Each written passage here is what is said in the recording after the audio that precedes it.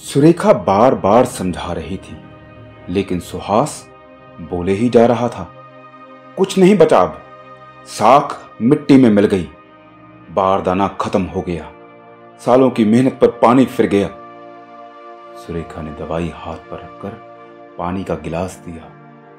सुहास, ईश्वर सब ठीक कर देंगे, अभी समय हमारे पक्ष में नहीं है, तुम खुद को संभालो, तुम ठीक रहोगे तो सब ठीक हो जाएगा। दवाई लेकर सुहास फिर से बड़बड़ाने लगा। कितने सालों से इस घर को संभालता आ रहा हूं, पापा के रहते रहते जिम्मेदारी सिर पर ले ली थी, लेकिन फिर भी किसी ने कुछ नहीं सोचा। भाई तो अपना निकला ही नहीं, मां और बहनें भी पराई हो गई।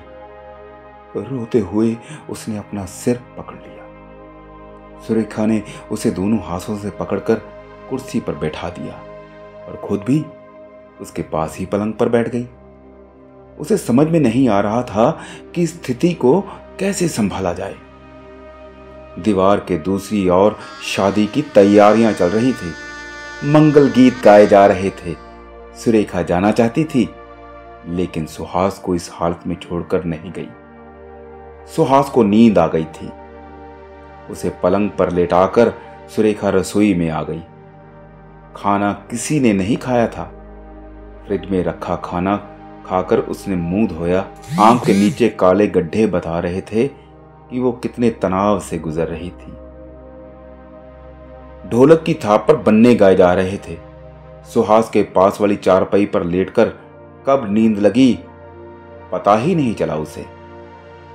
सुबह पानी भरने गई तो सीमा ने छेड़ा, भाभी रात सुहाग गाने नहीं आई आप?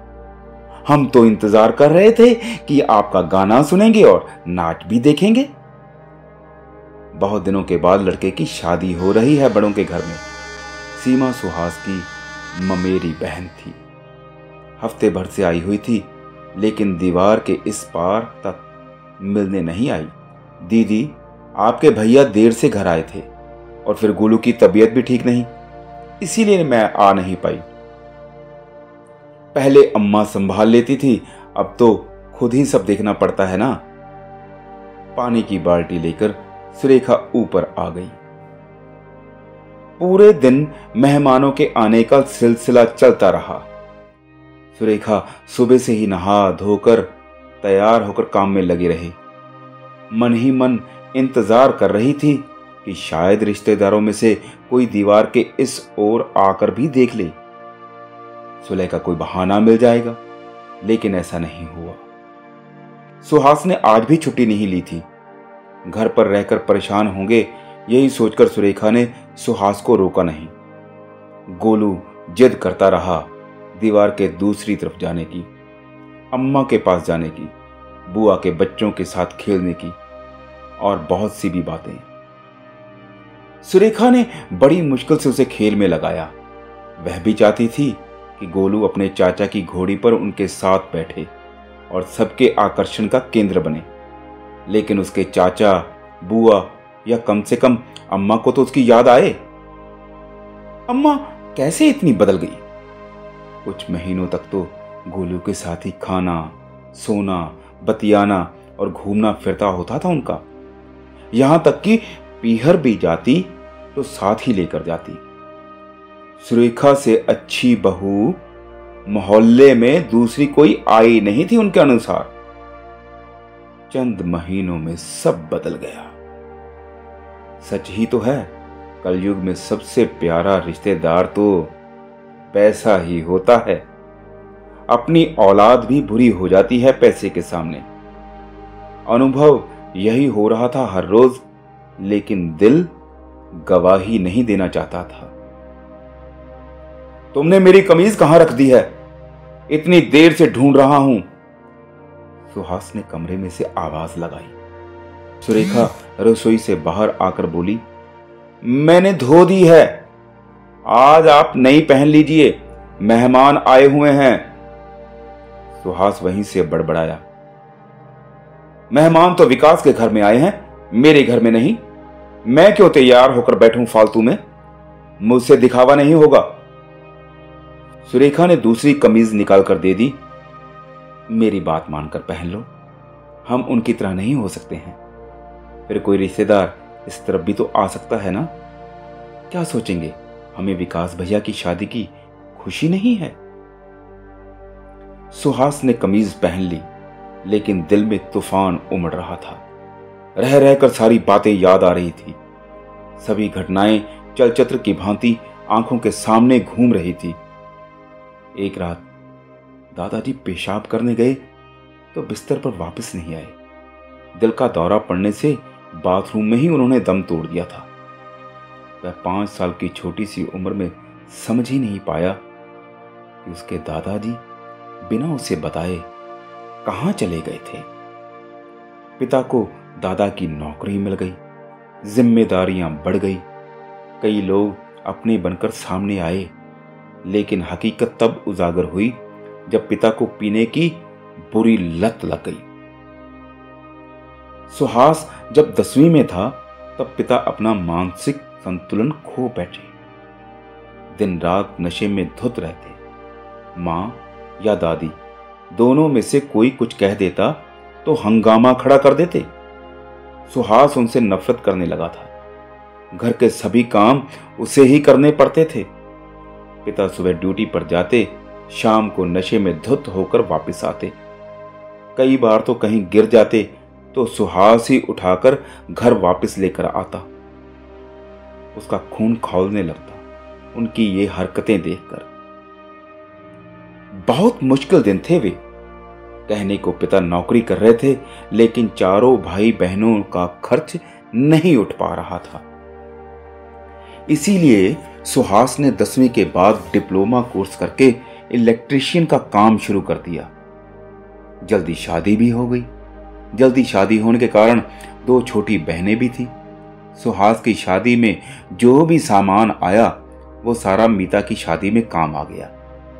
छोटी नीता पढ़ने में तेज थी, इसलिए सुहास जी जानकर उसकी मदद करता रहता था।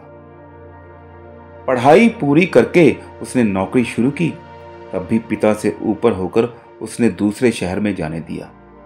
लेकिन थोड़े दिनों बाद ही उसने बिना किसी को बताए अपने एक सहकर्मी से प्रेम विवाह कर लिया।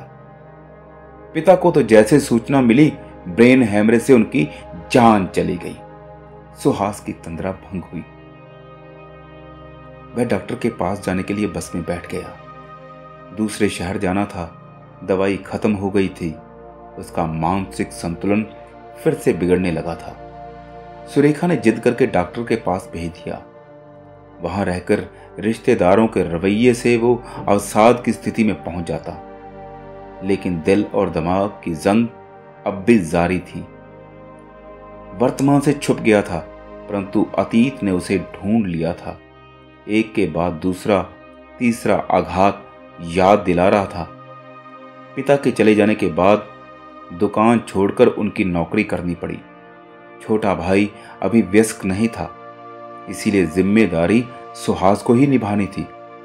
छोटे शहर में अवसर नहीं मिलने से भाई उसी की तरह घर में रहना जाए, यह सोचकर उसे पढ़ाई पूरी करने के लिए दूसरे शहर में भेज दिया। सुरेखा भी जब से ब्याह कर आई थी, घर की जिम्मेदारियों में उसका हाथ बंटा रही थी। कभी किसी चीज की फरमाइश नहीं, कभी लड़ाई नहीं ना होने की शिकायत। उसके जीवन में आया एकमात्र सुखद एहसास। डॉक्टर ने इस बार भी चेतावनी दी थी, सुहास, जीवन के उतार चढ़ाव को इतनी गंभीरता से लोगे तो कभी खुश नहीं रह पाओगे। घर परिवार रिश्तेदार तभी अपने होंगे जब तुम ठीक रहोगे। बीमार व्यक्ति से केवल सहानुभूति होती है। डॉक्टर के सामने उसकी बात बिल्कुल सही लगती, लेकिन क्लिनिक से बाहर आते ही फिर से परिस्थितियां हावी हो जाती और संतुलन बिगड़ जाता। लोग शादी ही क्यों करते हैं? अपनी इकलौती लड़कियों की जब दूसरे घर में वो सामंजस्य स्थापित नहीं कर सकती।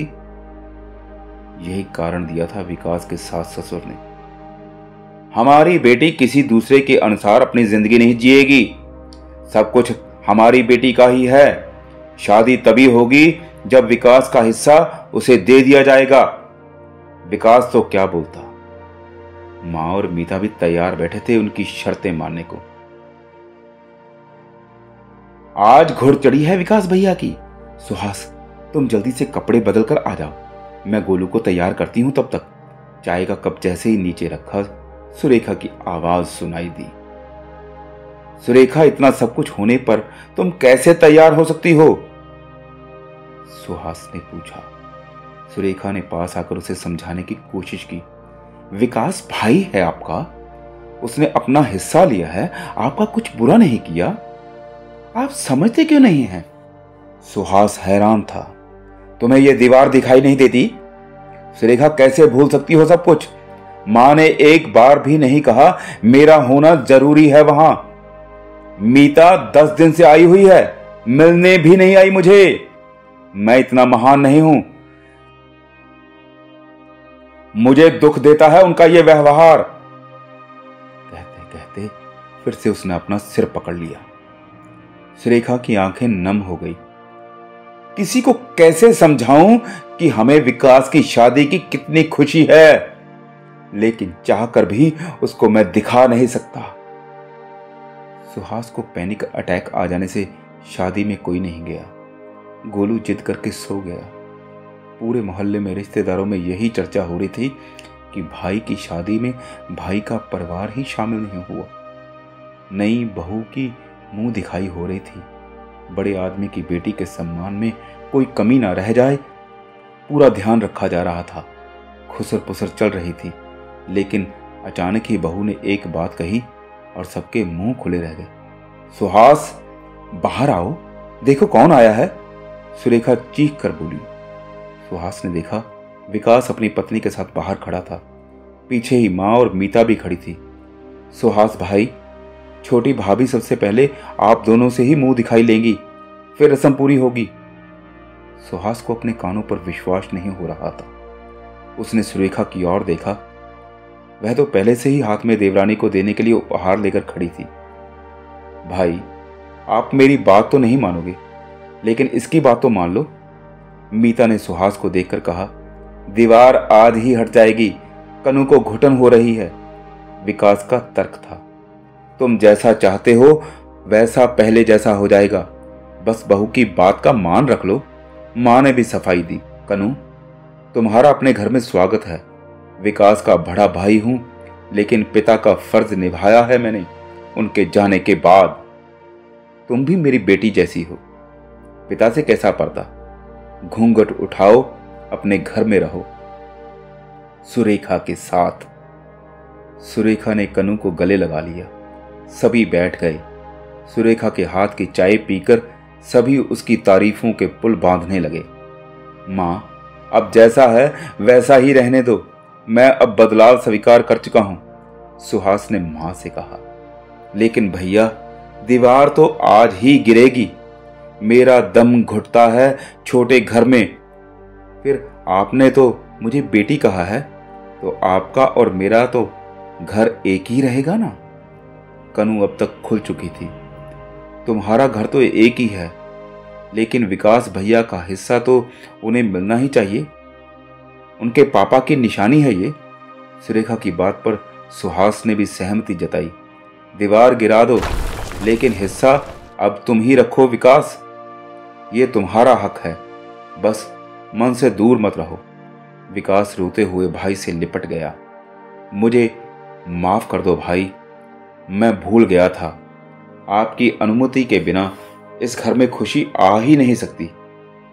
जायदाद सुरक्षा दे सकती है, लेकिन खुशी नहीं। कई महीनों के बाद दोनों भाई गले मिल रहे थे। मां और मीता अपने आंसू छिपा रही थी।